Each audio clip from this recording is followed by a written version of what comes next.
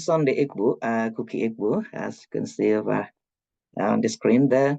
I'll be speaking to us on machine learning application in energy and spectrum efficient 5G, 6G communication system development, and also touch on signal propagation modeling. I'm conscious of the time we've got. By way of an outline, I'll dive a bit into our background and research works, then the rationale for machine learning and communication systems, AI techniques for 5G, 5G plus connectivity, then some of our latest works in the area of AI-enabled future green world connectivity, and then conclusion. So we are a very fiscal research team at the Manchester Met, and we develop hardware, systems, subsystems, and of course devices for working with industry partners and of course partners in the academia.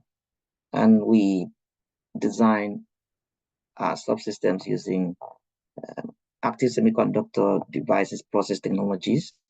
And of recent, we've been looking at potential applications of using machine learning or opportunities that machine learning can help us leverage our designs to enhance the performance of those devices, especially for higher frequencies. And of course, when looking at the propagation of signals and how the transceivers actually perceive the signals they receive. Some of the subsystems we've developed, also designed, fabricated, tested, revolve around low noise amplifiers, power amplifiers, antennas, beamformers, and also we work in the space of fiber integrated reception systems, so radio over fiber, and RF biosensors. So some of our research team members and industry partners and colleagues who work with us and our research students. So by way of starting this presentation, I would like to kind of bring to our knowledge a bit of a recap in terms of the need for using machine learning or AI, as the case may be, in the development of RF systems, or microwave, millimeter wave, high frequency systems. As we are advancing towards the 6G radio access technology, of course, we have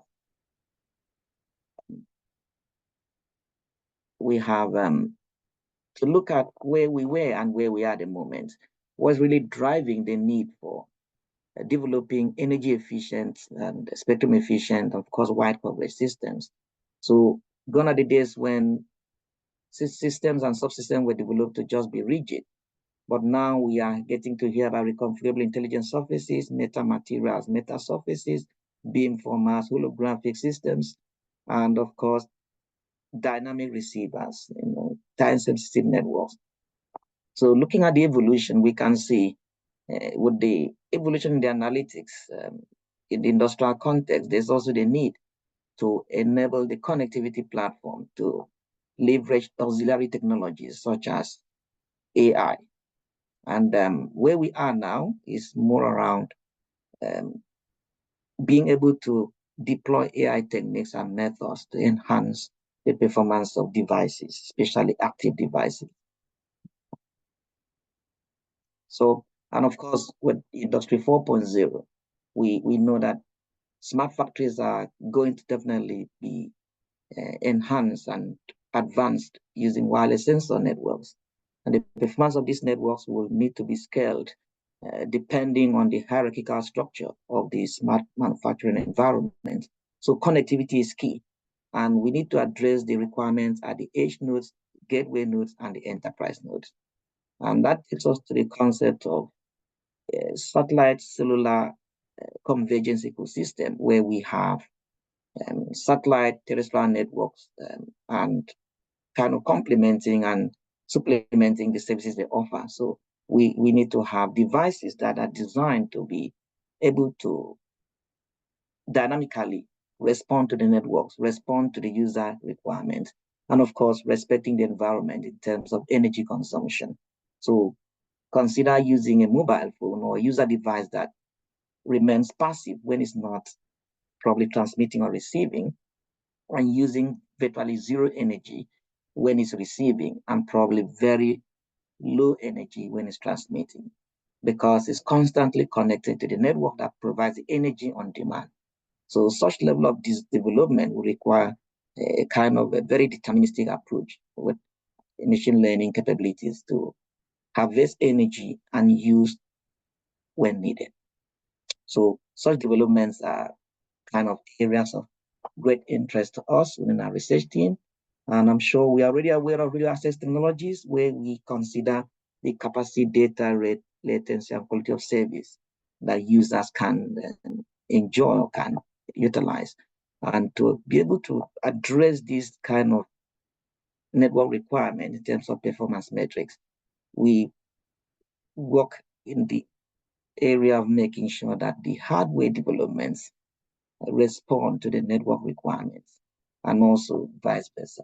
So the capabilities are designed and developed in such a way that interconnected devices with demanding high capacity data rates, software-defined radio kind of capabilities, of course, and maintaining wider spectrum and for their operations. We are in the fifth generation of mobile communication now.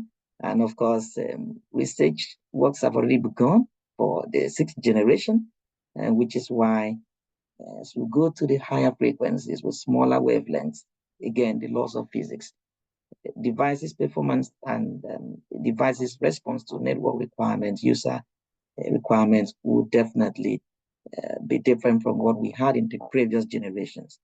And we are well informed and well aware of the use cases by targets within the 5G network, which has been deployed, and the video access technology with 5G has been globally kind of embraced. So, but with satellite 5G ecosystem, we expect to see more in terms of interoperability of nodes, and signal propagation is key when it comes to energy beamforming versus signal beamforming.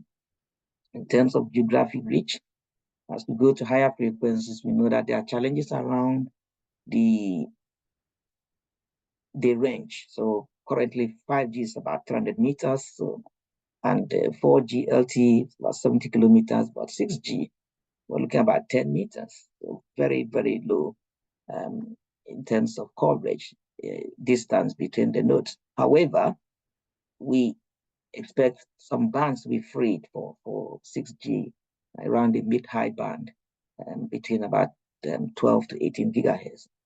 Well, for the 5G radio access technology spectrum, we do know that we're migrating from 4G to 5G.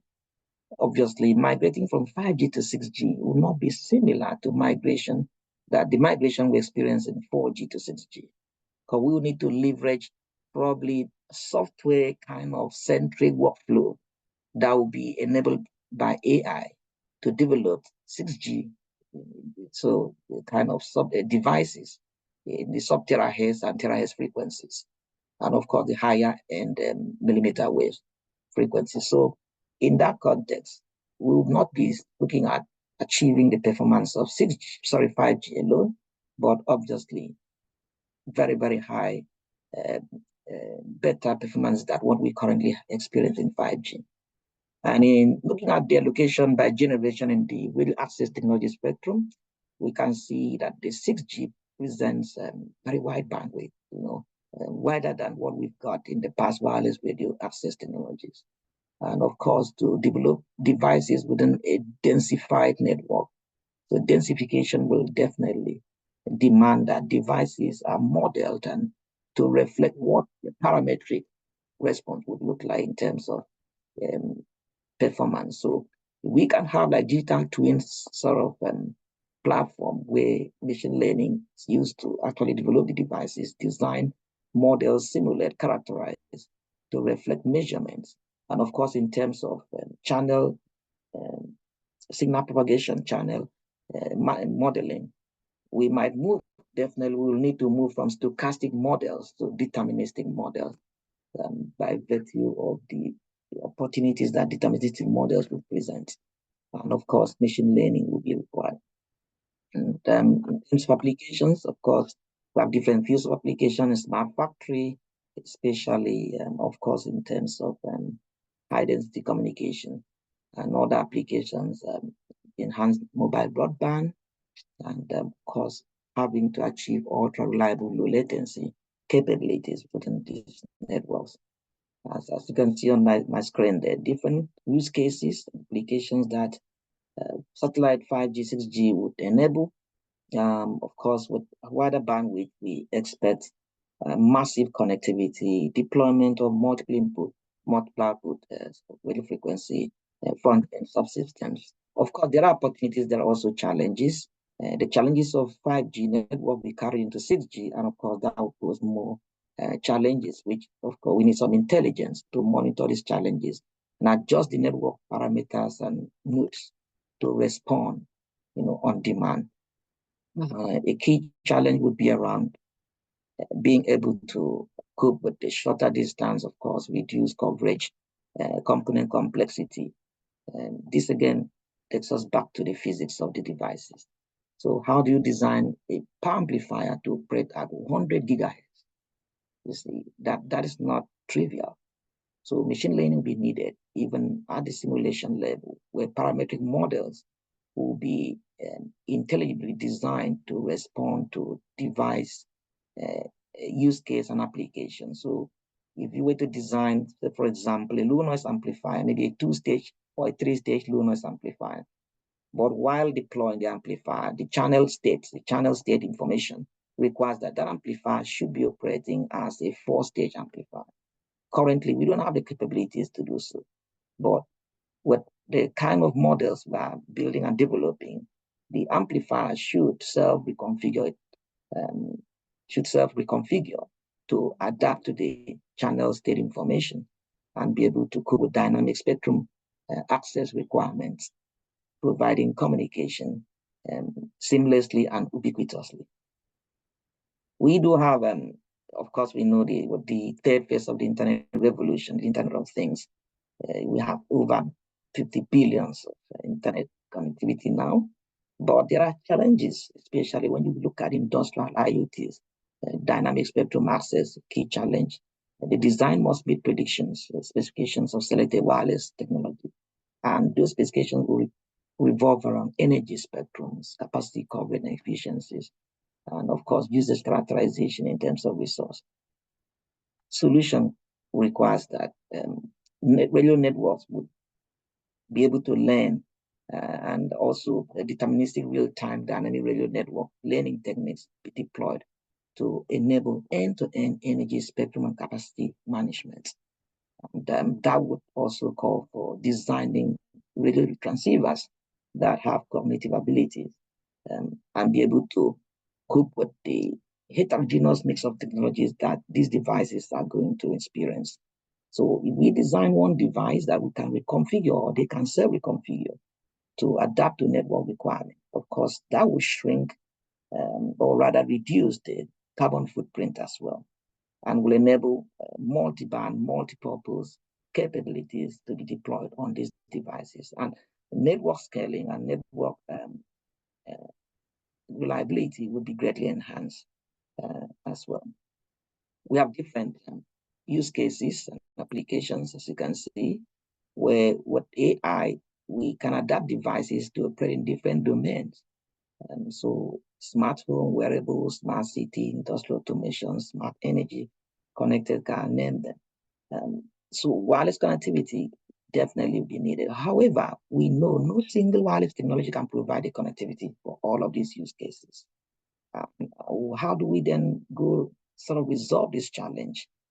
Again, that is where the protocols, in terms of wireless protocols, would be needed to integrate with auxiliary technologies like machine learning to be able to make the right choice, probably in a near real time, to be able to accommodate for wireless range, energy consumption, and security. And with the industrial Internet of Things, as we all aware, we are sort of looking at different standards being developed, and of course, different stakeholders across the globe are working to ensure that these standards meet the industrial requirements, also, of course, meet the commercial, civil requirements and other interest groups. So the work around smart manufacturing, smart factory, we need to really depend on radio access networks ecosystem that will utilize the infrastructure in space. So for non-terrestrial networks, and then infrastructure on Earth, which talk about the terrestrial networks. And that would enable commonality, communication, interaction, production neutrality to be achieved within a converged smart manufacturing environment. And key aspects of that convergence would obviously revolve around new use cases. So in terms of advanced topologies of overlapping cells, with dynamic solution of optimization transmission path, which would be enabled by machine learning. And of course, we need advanced spatial multiplexing and MIMO systems that would use reconfigurable reflective intelligence surfaces, with new materials being developed like meta materials, meta surfaces. We expect this to be a reality, in the next 5 to 10 years. And we also have the aspect of the orbit, the benefits of having a low Earth orbit with about 30 dB of gain is also something to be leveraged for terrestrial network, non-terrestrial network ecosystem integration. And of course, that would lead to the development of regenerative transponder systems, which again, going back to machine learning application, these regenerative transponder systems would integrate with reconfigurable terrestrial or cellular systems. And that will create a closed ecosystem whereby different frequency bands can be reused in real time. So gone are the days where frequencies would just be assigned to certain applications and you can't really use them because they are being assigned to those applications. But with the system that utilize machine learning, when those applications are not utilizing those channels, they can actually be dynamically assigned or reassigned as the case may be. And that is where the regenerative architecture or network integrating with configurable architecture in terms of terrestrial network would be a game changer. And of course, that is a typical regenerative satellite on board signal processing that could benefit from machine learning. Having said a lot about the need for machine learning applications, there are some techniques here that I wouldn't go much into this. I'm sure the experts in this area would have dealt very much well on this topic. But we've got different approaches of machine learning, AI techniques that have been deployed. And of course, deep learning is very much the top on the list as a neural network within the machine learning portfolio. And currently for cellular networks, these have been advanced and developed, as you can see on my screen there. So from the physical and MAC area layer, so medium access control layer, up to the network layer, we've got advanced learning methods and applications and tools that have been developed. Of course, for our model that we currently working on at the university, we are developing a kind of deterministic adaptive deep learning, which will integrate satellite networks and terrestrial networks and would be able to utilize the benefit of cloud AI versus edge AI. So, because obviously with edge AI, you can limit processing very close to where the sensors are located, and that will free the network and obviously reduce energy consumption. Obviously, we can use higher frequency bands like 6G, 5G for high data rate capturing from the sensors. Classical example, the factory floor from wireless factory deployments. But of course, as you move on from the edge node to the gateway node, of course, to the enterprise node, you are expecting to have less data to transmit. It's more of information rather than raw data. And the requirements on AI in terms of computational complexity will be less because you can definitely use the cloud AI. But close to where you have data capturing, data acquisition, edge AI will definitely benefit from this. And that is where it will adapt to data set and features and the environment as well. And there are some deterministic adaptive deep learning techniques in terms of transmit and receive data for analytics. Obviously, require the satellite 5G, 6G ecosystem using different kind of heuristics to avoid restrictions beyond the range of emergencies, faster containment of smaller population regions.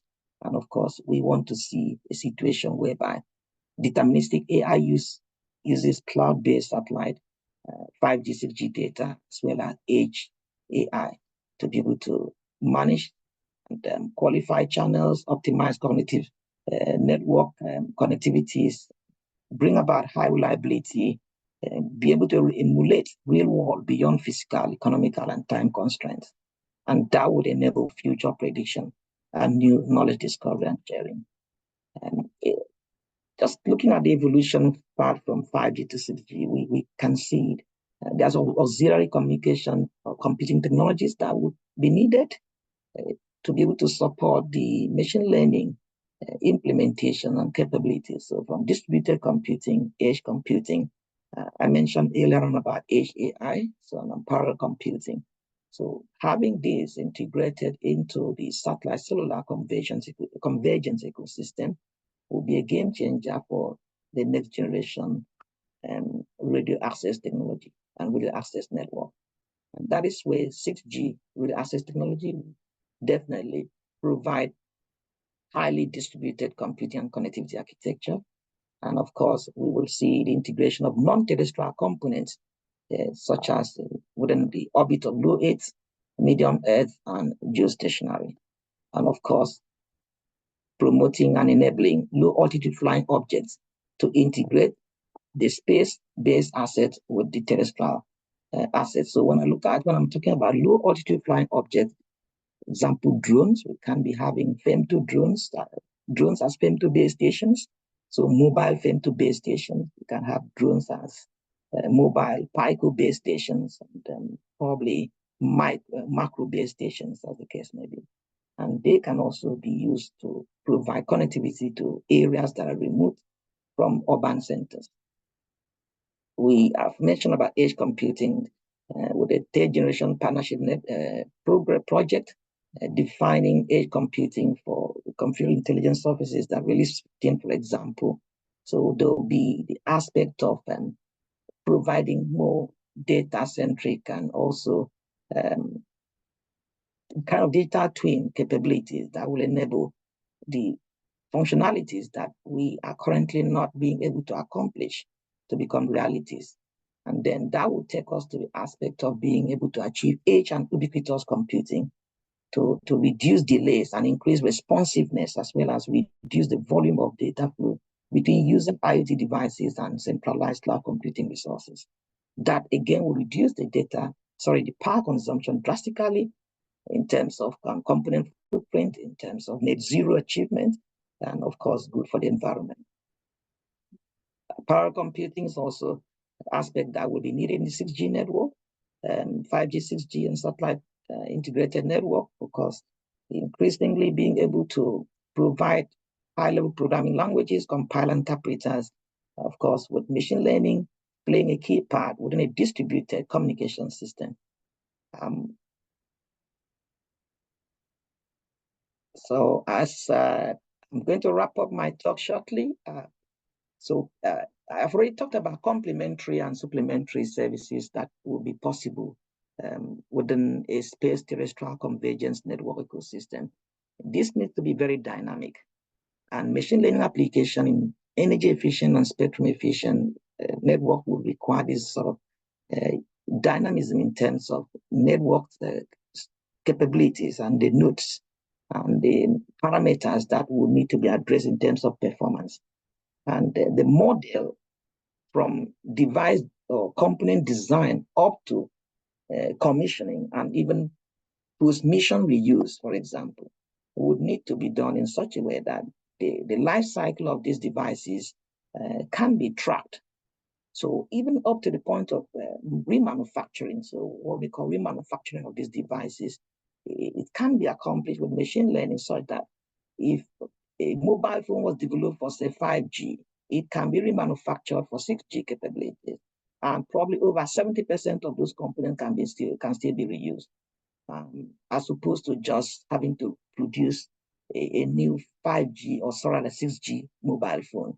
So the current development, the current designs within our research team is focusing on how do we design a 5G mobile phone that will be still relevant within a 7G, for example, network. So the development model must create a kind of an adaptive architecture, both in terms of form factor, in terms of energy consumption, and of course, being able to embrace the low carbon capabilities. In terms of implementation strategies, we obviously use monolithic microwave integrated circuit. So since we are using parametric models in our design, we aim to reduce the component and carbon footprint. So we have different design capabilities or design kind of paradigms from passive, hybrid to active. The current passive designs are with technology readiness level of probably 8 to 9. And of course, the hybrid ones are about 5 to 6, around 7, 5 to 6, 7.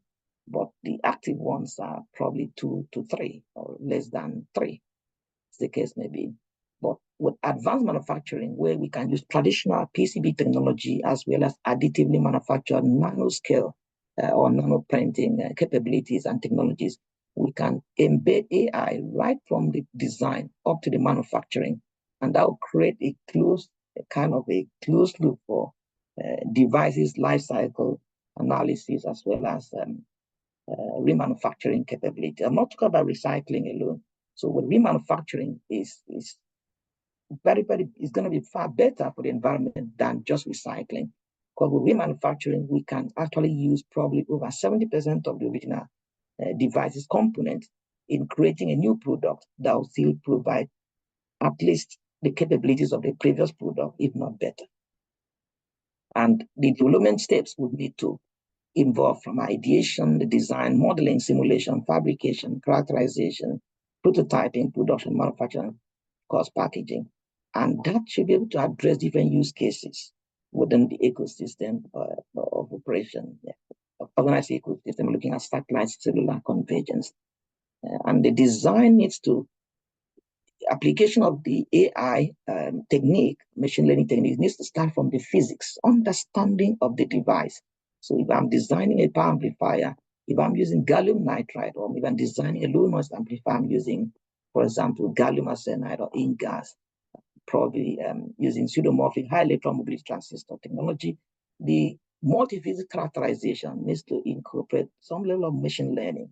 So both in terms of electromagnetic simulation, electrothermal analysis and simulation, device modeling, both in terms of active device modeling, and of course, up to the component analysis and system level analysis, where I look at the digital and the analog domains and try to understand the behavior of this device within these domains. And of course, in real life, when the device is being deployed.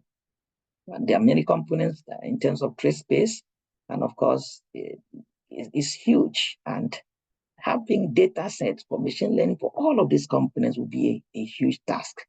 And going back to what I shared before, there'll be a need for edge computing, parallel computing, and distributed computing to enable these different technology mixes to be accomplished. And some of the designs that we carried out and 3D printed, but these designs were not actually making use of machine learning, but these are designs that from our experience with machine learning, we can actually get more from these designs. So as you see in front of me, is an optimized view of sub-6 gigahertz 5G CubeSat IoT antenna. Now, that antenna is able to capture many frequencies as opposed to the traditional kind of fixed frequency designs whereby you need to have many antenna footprints within the same CubeSat. So, but with this design and with the help of additive manufacturing, we can actually create a wider bandwidth, but with reconfigurable capability as opposed to traditional switch type designs.